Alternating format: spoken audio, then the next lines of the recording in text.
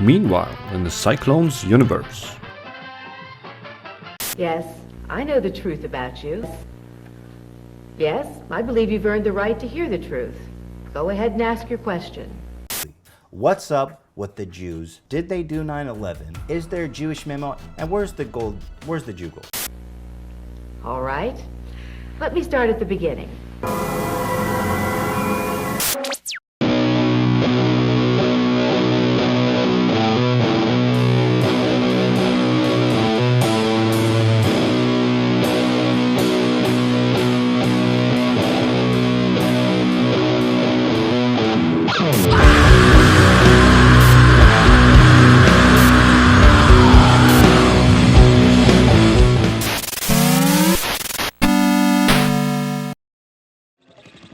The year is 1994. The world is experiencing a cultural peak like no other, culminating in the greatest decade known to man. The planet's pop cultural mills are turning out an abundance of unparalleled television shows.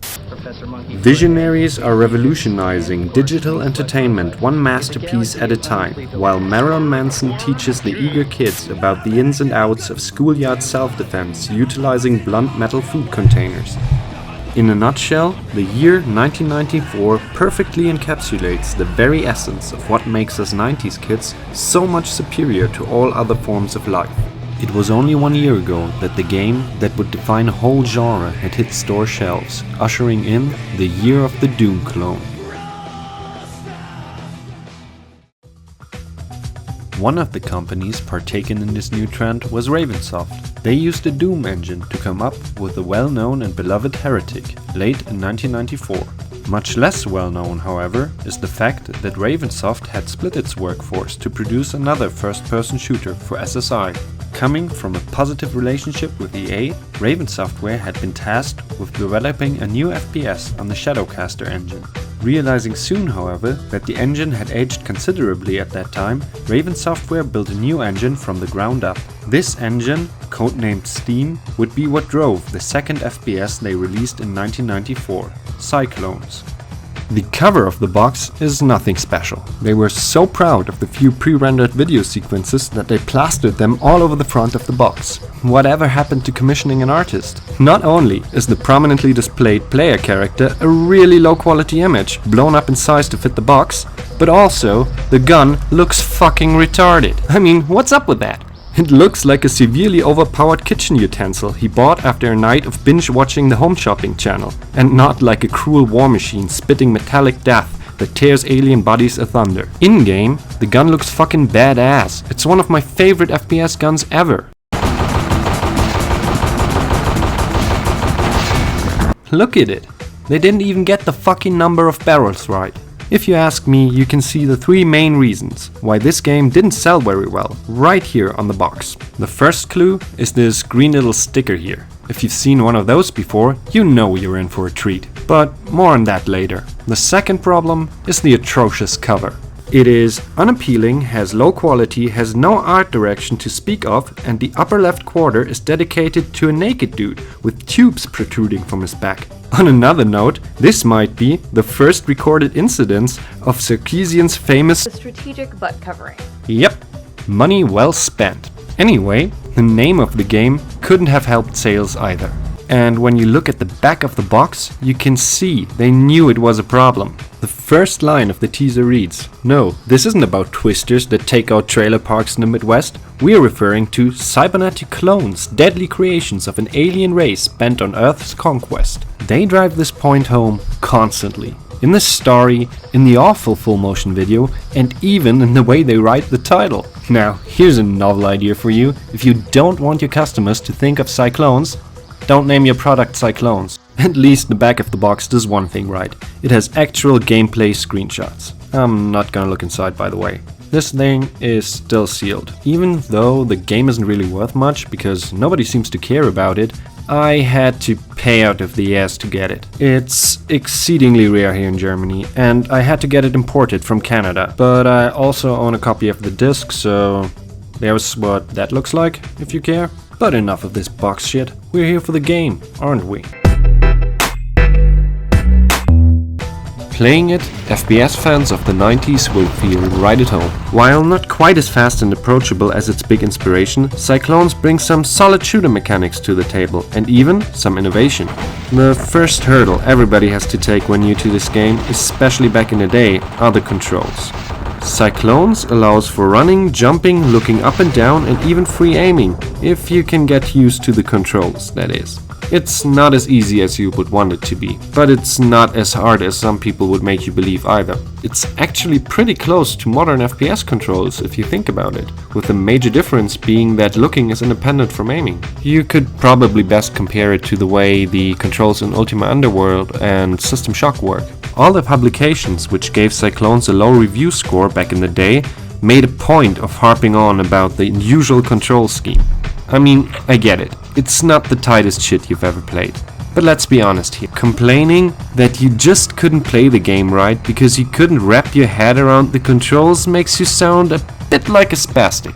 Man, back in the day we used to play this game with 2 people, one on keyboard, one on mouse. We still managed to get quite far. I do, by the way, realize that sounds about as coordinated as a 3-legged race at the Paralympics, but it actually works and it's a shitload of fun. Trust me, I just recently played through System Shock that way.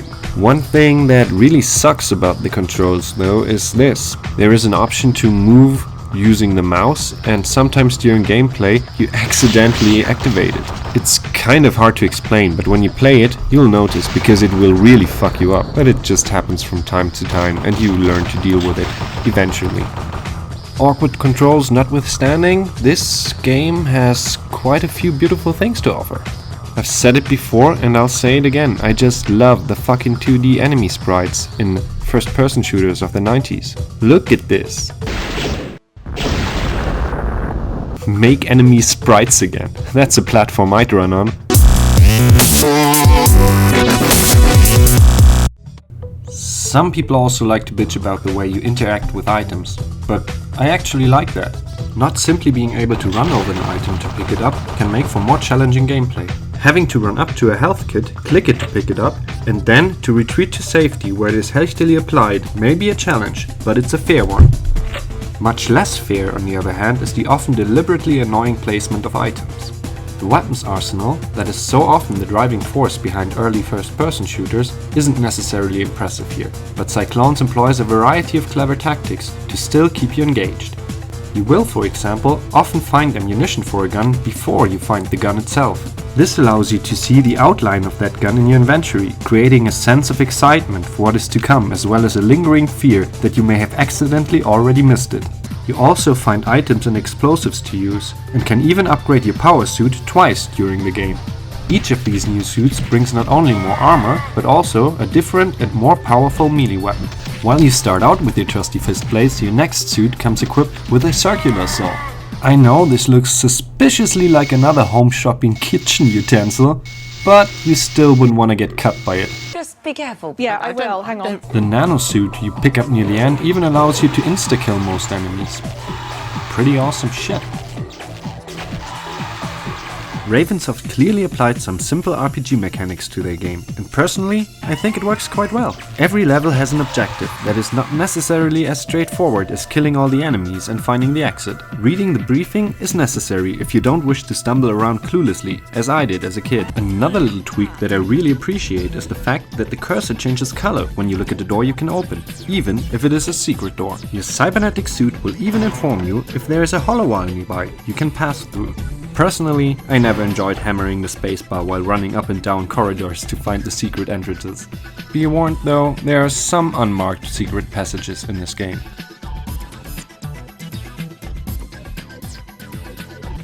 In the later levels, they ramp up the amount of enemies significantly, but you also get a few new weapons for your nanosuit. Interestingly enough, Ravensoft have decided to go with a Varix cock-shaped design for those.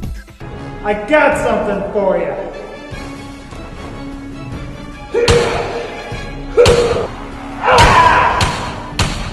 The only thing that is really wrong with this game is the map feature. As soon as there are different elevations in a level, this map becomes a remarkably useless clusterfuck. This is easily the worst map I've ever seen in any game, and that includes the one I peeled off Placido Domingo's back. I really wish I didn't have to do that.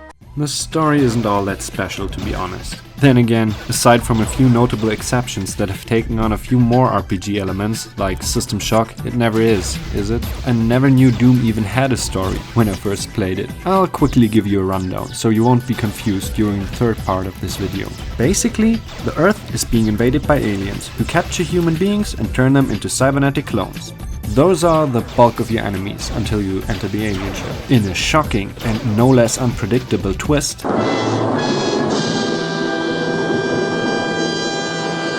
you find out that you were actually one of the CyClones and were reprogrammed to be mankind's secret weapon. That's pretty much all there is. But the game itself, though the edges may be a little rough, is still a gem. CyClones is different enough from its peers not to be simply passed off as another Doom clone. It has a few good ideas and implements them well enough to deserve the attention of those interested in the first-person shooters of this period. While CyClones isn't exactly groundbreaking, it provides a solid challenge at times, and I recommend it to everyone who enjoys these types of games. And now for dessert. I hope you haven't forgotten that sticker. When I played this game back in '96, I didn't even know it contained any FMV. As all upstanding citizens, I did of course own a pirated copy that had, as an act of altruism I suppose, all the video ripped out of it. When I first bought the disc a few years back, I was quite astonished to see the grainy briefing videos pop up. As the story goes, Ravensoft wanted to cash in on the CD multimedia hype of the early 90s and spent a few $1,000s to create about 30 minutes of full motion video. The results were so atrocious that only a few minutes were ever used in the game. The rest would have been lost to the world if not for some kind soul who uploaded this comedy gold to YouTube. Now, I don't know where he got this stuff from, possibly he worked for Ravensoft back in the day, because even though I tried, I couldn't get in touch with him. Anyway, here's a big shout out to him, I left a link in the description. The video is well worth watching, show it some love, it's only got 240 views and about 40 of those are mine. Now, without further ado, to give you an idea of how these videos would have looked in-game, I'll show you the ending.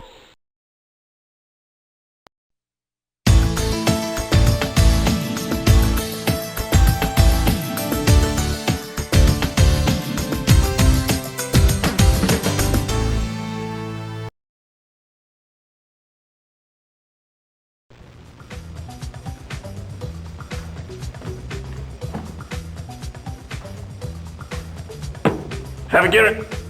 Welcome back. You have done well.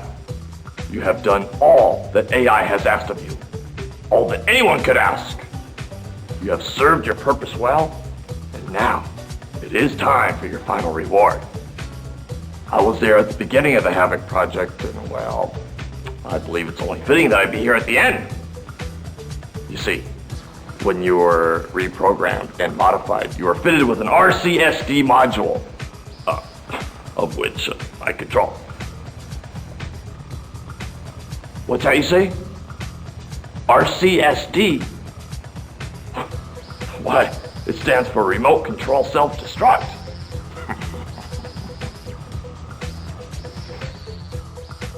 So, let me introduce you to the team. First off, we have the boss lady. Fierce businesswoman and proud mother of one.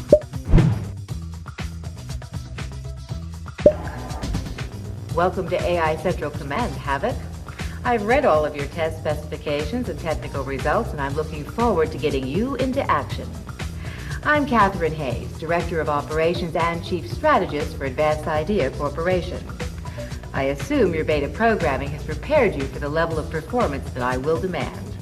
She is the only person qualified to deal with aliens that do not only take your jobs. These people from the future are taking all the work away from us decent present-day Americans. They take our jobs! But even your homes. Along with reports that everything that once existed in those areas, including buildings, have been destroyed or carried away. Then we have Dee Dee. Major Digu Ducharme, Communications and Intelligence Officer, will be your eyes and ears. Call me Dee Dee, if that's all right with Director Hayes. Her skills are to find computers even though they are well camouflaged, and to use them even though they're clearly switched off. She also is the resident technology expert. The This mission is very important. We need our ships returned so that we can continue our research into their weapon and tech knowledge. She also is a little bit Psy-curious. Finally, we have the true star of this show. This is Commander Trevor Shea, the most decorated soldier in this or any other theater of war. Commander Shea is AI's weapons and tactics officer. In my mind, this man symbolizes everything FMV. So, in honor of the most decorated war hero on planet Earth, I present to you a video collage of his greatest moments.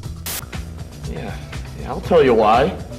Because a lot of good fighting men who have given it all and lost it all to save the Earth from the alien devils who spawned your type couldn't stomach the truth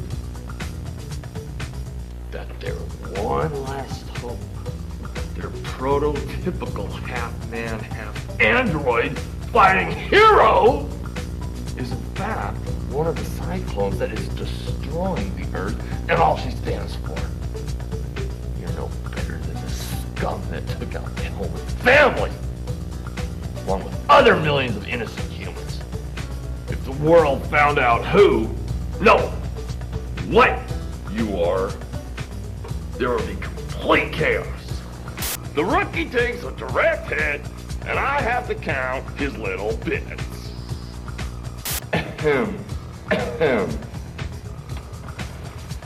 Anyway, Havoc unit will then proceed to the facility's lowest level.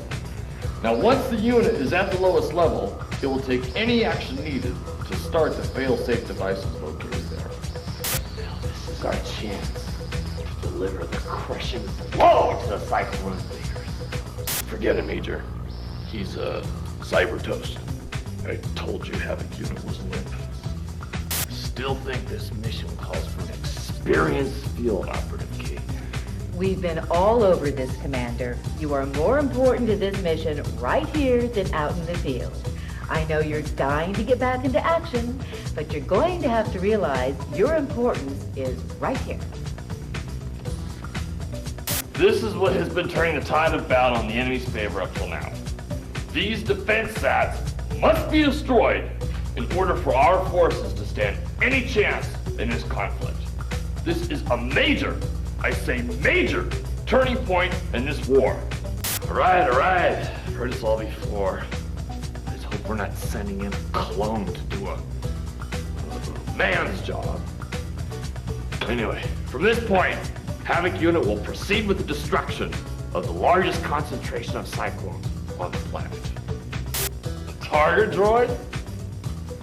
CyClones will chew them up and spit them back in our faces.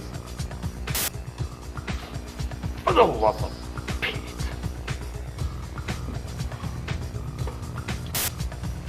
This mission will separate the men from the... whatever. Havoc unit will be phase shifted to coordinates Alpha Bravo 100, 100. Whoa! Somebody put a fork in Havoc! I think he's done!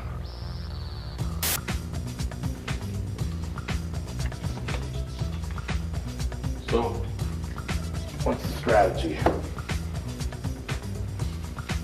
We can't let Havoc know his true identity and background. But our futures are all in his hands. Let me blast him out of space and take his place. No wiser words have ever been spoken, and with them I release you to the outro screen. Let me use this occasion to shout out my man GeorgGreat. He makes some pretty awesome and in-depth videos about real classics. The one you're seeing right here is about Alone in the Dark. It is my favorite video of his to date. If you're looking for a solid channel with great production value, do yourself a favor and check the man out. And should you look to increase your knowledge about 90s Shareware games, I suggest you take a look at this video of mine.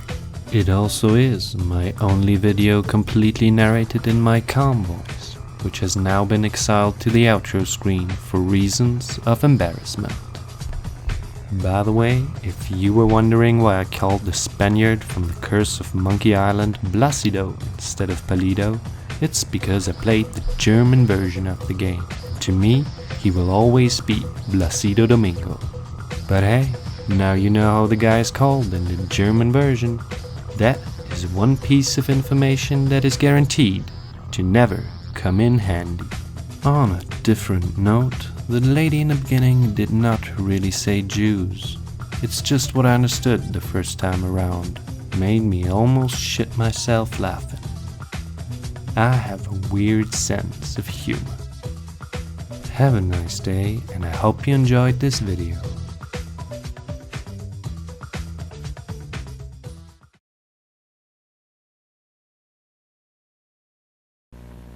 Havoc, do you copy? Where are you? I thought you said this mission was a cakewalk. I guess Trevor was right. You can't send a clone to do a man's job.